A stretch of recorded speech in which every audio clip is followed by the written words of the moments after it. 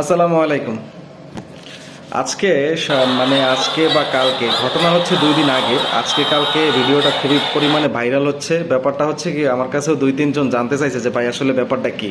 ব্যাপারটা যদিও তারা হয়তো বা ইউটিউবে জানলে তা আরো ভালো হয়তো, তবু আমি যতটুকু আর কি জানতে পারছি ততটুকু জানানোর চেষ্টা করতেছি। এই ভিডিওটাতে দেখা যাচ্ছে একজন নারী একটা কাগজ ছিঁড়ে ফেলতেছে, আর জায়গাটা দেখাচ্ছে পার্লামেন্টের মতো।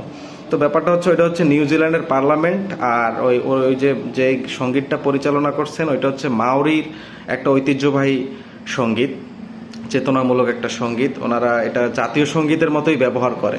তো পার্লামেন্টে, নিউজিল্যান্ড পার্লামেন্টে বর্তমানে হয়তোবা নতুন কোনো আইনি একটা পদক্ষেপ তাদের বিপক্ষে চলে গেছে। তো সেই ক্ষেত্রে তারা এইটারে প্রতিবাদ হিসাবে পার্লামেন্টে ওই বিলটা ফাঁসছে, আর হচ্ছে ওইখানে ওই প্রতিবাদী গানটা গাইছে।